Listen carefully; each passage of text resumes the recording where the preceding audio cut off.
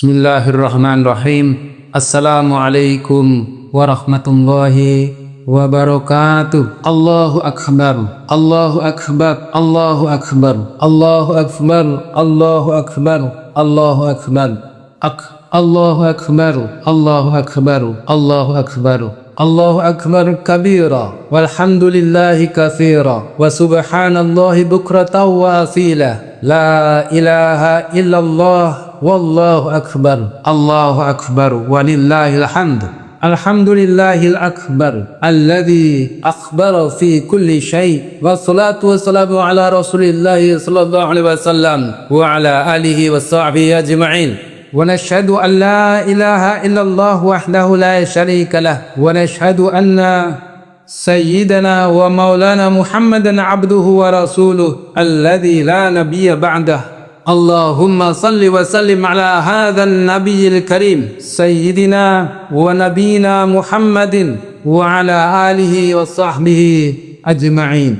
Amma ba'du, fa ya ibadallah, usi nafsi wa iyyakum bitaqwallah, faqad fazal muttaqun, fala tamutunna illa wa antum muslimun. Qala Allah ta'ala fil Qur'anil Karim, a'udzu billahi minasy syaithanir rajim. Bismillahirrahmanirrahim. Ya ayyuhalladzina amanu taqullaha haqqa tuqatih wa la tamutunna illa wa antum muslimun. La yanalallahu luhumaha wa la dima'uha walakin yanalallahu taqwa minkum. Allahu akbar, Allahu akbar, Allahu akbar, walillahil hamd. Jemaah salat Id yang dirahmati Allah Subhanahu wa taala. Alhamdulillah, di pagi hari ini, hari Jumat tanggal 10 Dzulhijjah 1446 Hijriah yang bertepatan dengan 6 Juni 2025 Masehi, kita masih berkenan oleh Allah Subhanahu wa taala untuk menunaikan salat sunnah Idul Adha. Idul Adha berasal dari dua kata, Id dan Adha. Id artinya kembali, Adha artinya menyembelih atau memotong hewan. Karena itu hari ini kita kembali memotong hewan kurban. Karena itu disebut juga dengan Idul Kurban. Kembali kita berkurban. Kurban berasal dari kata qarabah, artinya mendekat. Kenapa dikatakan sebagai Idul Kurban? Karena sebagaimana Ibrahim alaihissalam, kurban artinya mendekat kepada Allah Subhanahu wa taala. Kita mendekat kepada Allah Subhanahu wa taala dengan motong hewan. Artinya kita melepaskan semua sifat-sifat hewan, sifat-sifat hewan yang berbeda dengan sifat-sifat manusia. Kita buang seluruh sifat-sifat hewan yang ada pada diri kita dan kita tingkatkan takwa kepada Allah Subhanahu wa taala. Karena itu jemaah yang dirahmati Allah Subhanahu wa taala, semoga Idul Kurban kali ini dan salat Id kali ini adalah menjadi salat Id dan kurban yang terbaik di antara salat Id dan kurban yang pernah kita lalui. Kita mungkin setiap tahun menunaikan salat Idul Adha. Mungkin ada yang sudah 10 tahun, ada yang 20 tahun, ada yang 30 tahun, 40 tahun, 50 tahun, bahkan ada yang 70 atau 80 tahun. Tetapi jemaah sekalian yang dirahmati Allah Subhanahu wa taala, mudah-mudahan salat Id kali ini dan kurban yang kita lakukan hari ini adalah merupakan salat Id dan kurban yang terbaik di antara salat Id dan kurban yang pernah kita lalui. Jemaah yang dirahmati Allah Subhanahu wa taala, Idul Kurban bukan semata-mata menyembelih hewan saja, bukan semata-mata karena daging hewan kurban saja, tetapi yang lebih dari itu adalah la yanalallahu luhumuha wala dima'uha. Tidak akan sampai daging dan darah hewan kurban itu, walakin yanalu taqwa minkum, akan tetapi takwa kita kepada Allah Subhanahu wa taala yang sampai kepada Allah Subhanahu wa taala. Sebelum darah kurban itu sampai ke tanah, dosa kita tadi ampuni oleh Allah Subhanahu wa taala. Karena itu jemaah sekalian, masalah kurban bukan sekedar daging dan menyembelih kurban, tetapi lebih dari itu kita mendekat kepada Allah Subhanahu wa taala untuk mendapatkan ketakwaan kepadanya. Karena yang sampai kepada Allah adalah bukan dagingnya, bukan darahnya, tapi takwa kita kepada Allah Subhanahu wa taala. Karena itu yang mendasar untuk kita adalah bagaimana takwa kita bisa sampai kepada Allah Subhanahu wa taala. Allahu akbar, Allahu akbar, Allahu akbar, walillahil hamd. Jemaah sekalian yang dirahmati Allah Subhanahu wa taala, kurban yang kita lakukan adalah sebagaimana yang telah dilakukan oleh Ibrahim alaihissalam. Karena itu Idul Kurban adalah hikmah yang terbesar dari kita mendekat kepada Allah Subhanahu wa taala. Sejarah Ibrahim alaihissalam dalam mendekat kepada Allah Subhanahu wa taala merupakan momen-momen yang penting untuk kita ketahui hari ini. Kita belajar bagaimana Ibrahim alaihissalam, bagaimana beliau melakukan pendekatan dengan Allah Subhanahu wa taala, sehingga Allah katakan dalam ayat-ayatnya, wattakhadallahu Ibrahim khalila. Allah angkat Ibrahim alaihissalam menjadi khalilullah, menjadi kekasih Allah Subhanahu wa ta'ala. Kenapa Ibrahim alaihissalam diangkat sebagai khalilullah? Karena perjuangan, karena sejarah beliau yang luar biasa yang tidak dialami oleh orang-orang lainnya, bahkan oleh nabi-nabi lainnya. Hingga jemaah sekalian, karena saking dekatnya dengan Allah Subhanahu wa taala, maka kita diperintahkan untuk menyebut namanya setiap kali sholat kita. Bukankah ketika kita mengucapkan Allahumma salli ala Muhammad wa ala ali Muhammad kama sallaita ala Ibrahim wa ala ali Ibrahim wa barik ala Muhammad wa ala ali Muhammad kama barakta ala Ibrahim wa ala ali Ibrahim. Ini adalah bukti dari kedekatan Ibrahim alaihissalam kepada Allah Subhanahu wa ta'ala. Bagaimana jemaah sekalian upaya pendekatan Ibrahim alaihissalam kepada Allah Subhanahu wa ta'ala? Yang pertama, hikmah pertama dari sejarah Ibrahim alaihissalam adalah beliau melakukan pembelajaran akidah yang luar biasa, yang semuanya diceritakan dalam Quran. Saking dekatnya Ibrahim dengan Allah Subhanahu wa taala, walaupun sudah sekitar 30 generasi sebelum Rasulullah SAW, tapi sejarahnya disebutkan di dalam Al-Quranul Karim. Ketika Ibrahim alaihissalam melihat bintang di malam hari, maka beliau katakan, inilah Tuhanku. Tetapi ketika pagi hari bintang itu tenggelam, tidak nampak lagi, maka Ibrahim mengatakan, Tuhan tidak mungkin tenggelam, Tuhan tidak mungkin timbul dan tenggelam, karena itu bintang bukan Tuhanku. Ketika Ibrahim alaihissalam melihat bulan, maka beliau katakan, inilah Tuhanku. Tapi ketika di pagi hari bulan itu tidak nampak lagi, maka beliau katakan, ini bukan Tuhanku. Bulan bukanlah Tuhanku. Tuhanku tidak mungkin timbul dan tenggelam. Maka ketika di pagi hari beliau melihat matahari, maka beliau katakan, hadza Rabbi, hadza akbar. Ini Tuhanku, ini lebih besar daripada bulan dan bintang. Tapi ketika sore hari matahari tenggelam, maka Ibrahim alaihissalam, tidak mungkin matahari Tuhanku. Maka beliau katakan, inni bari'um mimma tusyrikun, inni wajjahtu wajhiya lilladzi fatara samawati wa arda hanifa wa ma ana minal musyrikin, inna salati wa nusuki wa mahyaya wa mamati lillahi rabbil alamin la syarika lahu wa bidzalika umirtu wa ana awwalul muslimin. Ibrahim alaihissalam berlepas diri dari apa yang mereka sembah selain Allah Subhanahu wa taala. Ibrahim memurnikan akidahnya, memurnikan tauhidnya, hanya menyembah kepada Allah Subhanahu wa taala. Ibrahim membersihkan dirinya dari kemusyrikan dan menyembah kepada selain Allah, mengagungkan kepada selain Allah Subhanahu wa taala. Karena itu jemaah sekalian, bukankah doa ini yang diucapkan oleh jemaah haji kita? Sebentar lagi jemaah haji kita akan melempar jumrah. Setelah kemarin mereka berada di Arafah dan bergerak kemudian tadi malam menuju Musdalifah, dan pagi ini mereka sudah berada di Mina untuk bersiap-siap lempar jumrah. Bukankah setelah mereka lempar jumrah, doanya adalah kemudian mereka menghadap kepada kiblat, seraya mengucapkan, inni wajjahtu wajhiya lilladzi fatara samawati wa arda hanifa wa ma ana minal musyrikin, inna salati wa nusuki wa mahyaya wa mamati lillahi rabbil alamin. Dan doa ini juga diucapkan oleh orang-orang yang berkurban hari ini. Kita yang tidak berada di Arafah, kita yang tidak berada di Arab Saudi untuk berhaji dan umrah, maka kita potong kurban,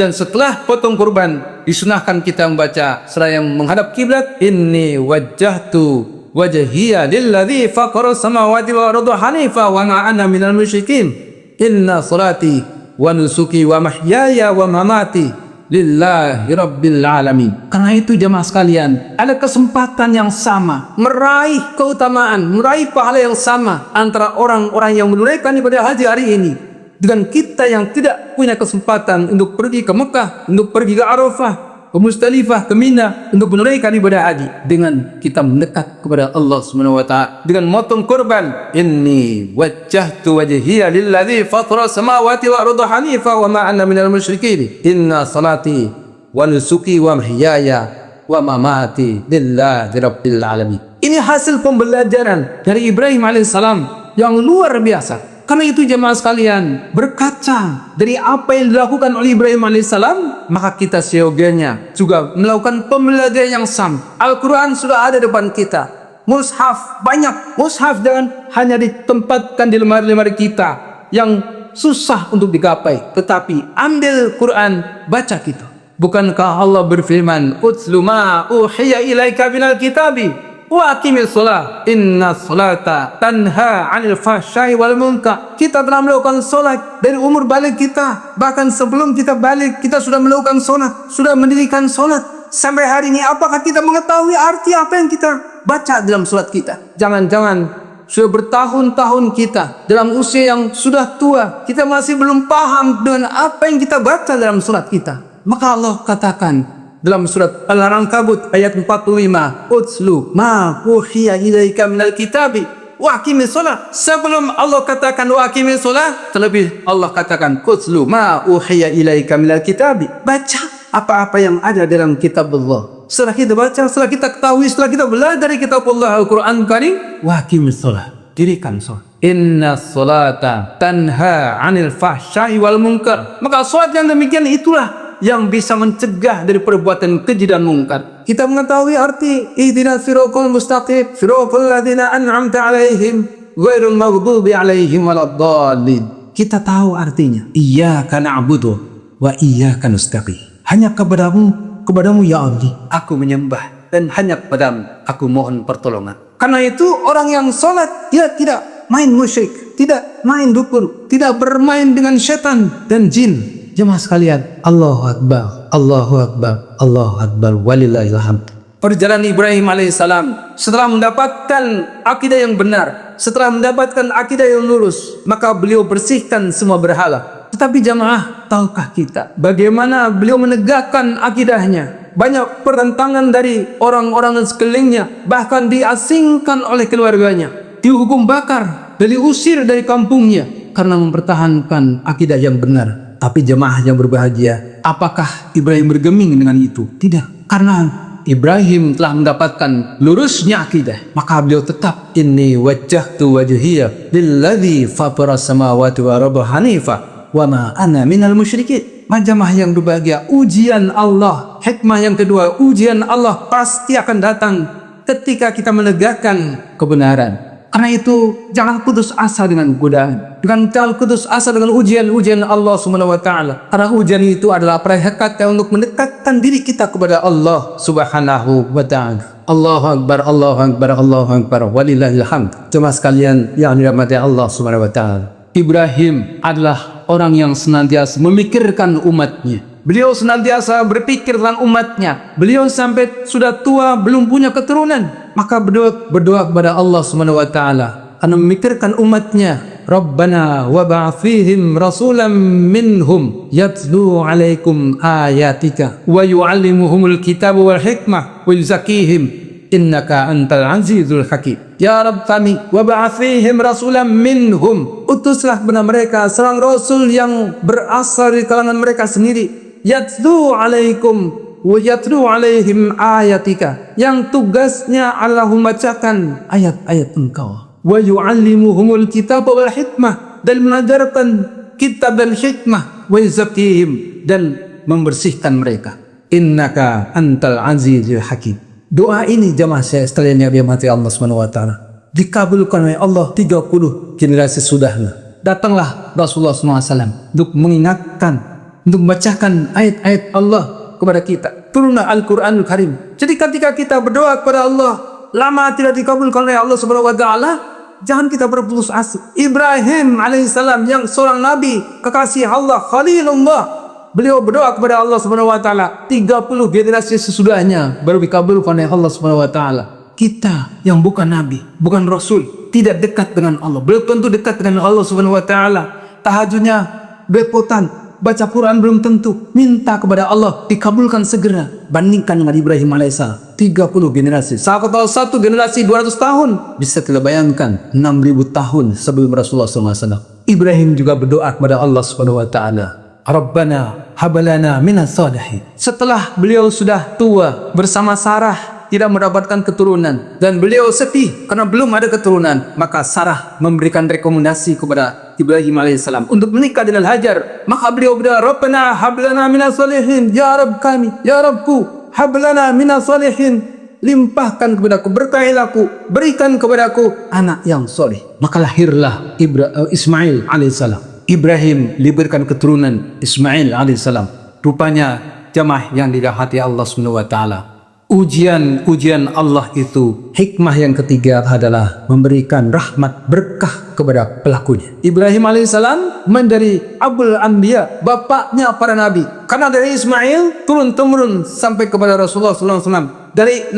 Dari Sarah menurunkan Ishak, dari Ishak menurunkan Yakub, dari Yakub menurunkan Yusuf, sampai kepada Daud, sampai kepada Sulaiman. Maka Ibrahim alaihissalam adalah bapaknya para nabi. Itulah jemaah sekalian yang dirahmati Allah Subhanahu wa taala. Ujian Allah yang begitu hebat kepada Ibrahim alaihissalam menghasilkan buah yang luar biasa. Beliau dikaruniai orang-orang yang soleh, yang kebanyakan mereka nabi dan rasul berasal dari keturunan Ibrahim alaihissalam. Tetapi jemaah yang dirahmati Allah Subhanahu wa taala, ada ujian berikutnya ketika Allah memutuskan, Allah memerintahkan kepada Ibrahim untuk membawa Hajar bersama Ismail alaihissalam dari Palestina menuju ke sebuah lembah yang tandus, yang tidak ada tanam-tanaman di sana. Rabbana inni askantu min dzurriyyati biwadin ghairi dzi zar'in 'inda baitikal muharram rabbana liyuqimus shalah faj'al af'idatan minan nas tahwi ilaihim warzuqhum minats thamarati la'allahum yashkurun. Ketika Ibrahim alaihissalam menempatkan Hajar dan Ismail di lembah yang tandus, yang tidak ada tanam-tanaman di situ, tanpa menoleh, beliau kemudian ingin beranjak pergi pulang ke Palestina. Kata Hajar, hadza min amrillah, hadza min amri. Kata Ibrahim, hadza min amri. Ini perintah Allah Subhanahu wa taala. Kalau ini perintah Allah, kata Hajar, maka Allah tidak akan menyia-nyiakan apa doa Ibrahim, inni askantu min dzurriyyati biwadin ghairi dzi zar'in 'inda baitikal muharram. Ya Rabbku, sesungguhnya aku menempatkan sebagian dari keturunanku di lembah yang tidak ada tanam-tanaman di situ. Waktu itu tidak ada tanam-tanaman, hanya padang pasir dan batu. Tapi apa kata Ibrahim alaihissalam? 'Inda baitikal muharram. Ibrahim tahu di situ adalah ada pondasi Ka'bah. Apakah waktu itu bangunan Ka'bah sudah ada? Belum. Tapi pondasi ada, karena bangunan Ka'bah telah hancur ketika Nabi Nuh alaihissalam terjadi banjir. Maka Ibrahim tinggalkan apa? Kemudian kata Ibrahim, liyuqimus shalah, agar mereka mendirikan salat. Ibrahim alaihissalam senantiasa berwasiat agar kita senantiasa mendirikan salat. Seluruh nabi mereka selalu salat. Nabi Zakaria, beliau dikaruniai anak, diberikan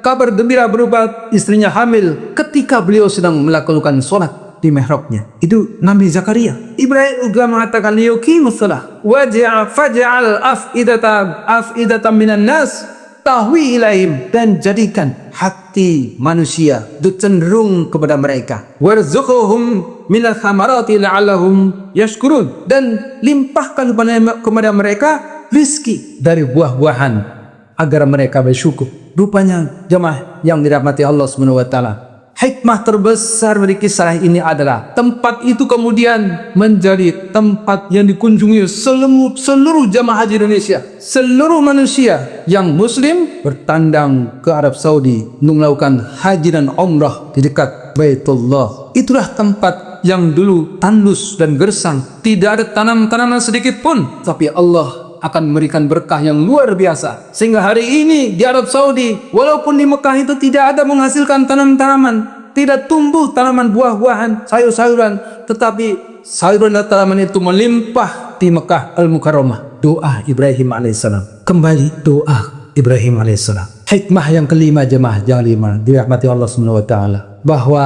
Ibrahim alaihissalam merupakan orang yang diberikan karunia oleh Allah Subhanahu wa taala dengan ujian terbesar, yaitu memotong anaknya, menyembelih anak. Bagaimana ketika Allah memberikan mimpi kepada Ibrahim untuk menyembelih anaknya? Maka Ibrahim mengatakan kepada anaknya, "Ya bunayya, inni ara fil manami anni adbahuka fanzur madza tar." Wahai anakku sayang, sesungguhnya aku melihat dalam mimpiku bahwa aku menyembelih kamu. Maka pikirkan olehmu bagaimana pendapat. Tetapi yang luar biasanya, jemaah sekalian yang dirahmati Allah Subhanahu wa taala, apa jawab Ismail? "Ya abatif al ma tu'mar, satajiduni insyaallah minas sabirin." Wahai ayahanda tercinta, ya abati, bukan sekedar ya abi, tetapi ya abati, panggilan sayang seorang anak kepada bapaknya. Ya abatif al ma tu'mar. Ismail yakin bahwa ayahnya adalah seorang nabi, seorang rasul, seorang khalilullah. Maka Ismail katakan, "If'al ma tu'mar." Kerjakan saat ini juga. Jangan tunggu-tunggu yang lain. Jangan tunggu-tunggu lama. If'al ma tu'mar. Kerjakan apa yang diperintahkan oleh Allah Subhanahu wa taala kepadamu. Satajiduni insyaallahu minas sabirin. Niscaya engkau akan mendapatkan aku sebagai orang yang sabar. Ujian terberat dari Allah Subhanahu wa taala untuk memotong anaknya sendiri setelah ditinggalkan di tengah padang pasir. Kemudian beliau diperintah untuk memotong anaknya. Ujian terbesar. Tapi jamaah sekalian yang dirahmati Allah Subhanahu wa taala, bagaimana kedekatan Ismail kepada ayahnya sampai beliau katakan, "Kerjakan, jangan tunggu lama-lama. If'al ma tu'mar." Bagaimana seorang anak bisa mengatakan seperti ini kepada ayahnya, padahal sesuatu yang sangat mustahil. Seorang ayah yang sayang kepada anaknya, tapi diperintah Allah Subhanahu wa taala untuk memotong lehernya, untuk menyembelih. Ini ujian terbesar. Tapi itulah berkah pendidikan seorang Ibrahim alaihissalam. Beliau dari Palestina, tinggal di Palestina bersama Sarah. Istrinya Hajar berada di Mekah Al-Mukarramah. Tapi beliau bolak-balik Palestina, Mekah untuk melihat perkembangan anaknya. Sampai ketika turun perintah Allah untuk menyembelih anaknya, maka ditunjukkan oleh Ismail alaihissalam dengan yang luar biasa, dengan ungkapan, "Ya abati if'al ma tu'mar, satajiduni insyaallahu minas sabirin." Oleh karena itu, jemaah sekalian yang dirahmati Allah Subhanahu wa taala, ada satu pesan Ismail yang mungkin sering lupa kita sebelum beliau dipotong lehernya. Maka Ismail berpesan kepada ayahnya, "Wahai ayahku, kencangkan ikatannya agar aku tidak meronta ketika aku kesakitan disembelih, dan tajamkan pisaunya supaya cepat aku dipotong leher, dan lepas bajuku agar tidak kena darah, dan kasih kepada ibuku, ibunda tercinta Hajar sebagai tanda kasih dariku." Pendidikan Ibrahim alaihissalam luar biasa kepada anaknya, kepada Ismail alaihissalam, sehingga Ismail mampu memberikan ekspresi yang demikian untuk ayahnya. Maka kita berkaca dari beliau, bagaimana perkembangan anak-anak kita? Anak-anak kita,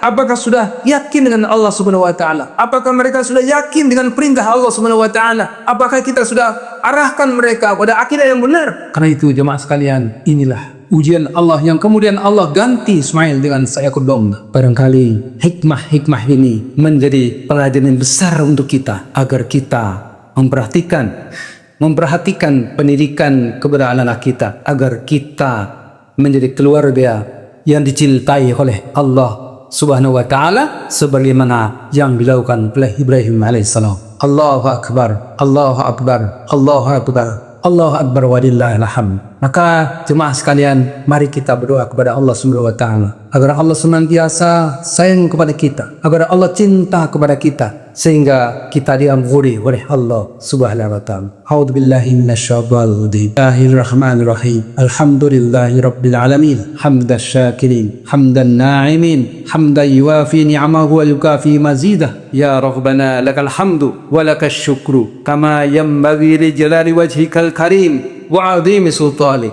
Raditu billahi rabba wa fil islami dina wa bi Muhammadin nabiyya wa rasulah. Allahumma ighfir lana, Allahumma ighfir lana, Allahumma ighfir lana walidina warhamhum kama rabbawna shighara. Rabbana hab lana min azwajina wa dhurriyyatina qurrata a'yun waj'alna lil muttaqina imama. Duhai Allah, hari ini kami berkumpul di sini untuk menunaikan perintah-Mu ya Allah. Surat Idul Adha.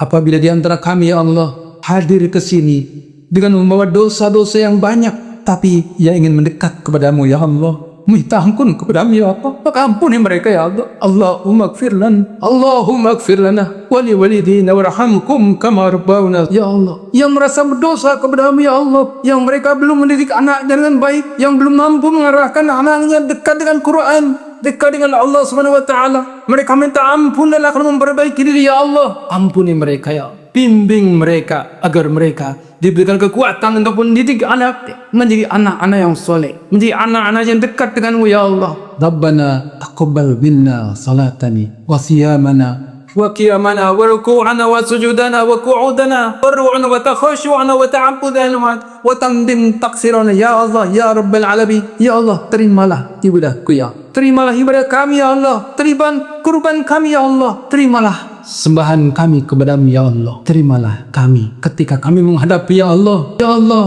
jadikan akhir hidup kami adalah husnul khotimah, husnul khotimah ya Allah, sehingga Engkau akan menyambut kami. Ya ayyatuhan nafsul mutmainnah, irji'i ila rabbiki radiyatan mardiyah, fadkhuli fi ibadi wadkhuli jannati. Ya Rabb, ampunika, dekatkan kami dengan Al-Quran ya Allahumma arhamna bil Quran. Ya Allah, sayangi aku dengan Quran, dekatkan aku dengannya ya Allah. Jadikan ia sebagai pemimpin kami, jadikan ia sebagai hujah kami ya Allah. Jadikan anak-anak kami adalah mereka yang ahli Quran ya Allah, sehingga mereka bisa masuk ke dalam surgamu dengan Kau bagikan mahkota padanya ya Allah. Ya Allah, jadikan kami bersama orang-orang yang ahli Quran. Rabbana atina fid dunya hasanah wa fil akhirati hasanah wa qina adzaban nar. Wa sallallahu ala nabiyyina Muhammad wa ala alihi wa sahbihi wa sallim. Subhana rabbika rabbil izzati amma yasifun, wassalamun ala mursalin walhamdulillahi rabbil alamin. Badallah, innallaha ya'muru bil adli wal ihsan wa ita'il qurba wa yanha 'anil fahsya'i wal munkari wal bagyi ya'idukum la'allakum tadhakkarun. Biqullahi akbar. Assalamualaikum warahmatullahi wabarakatuh.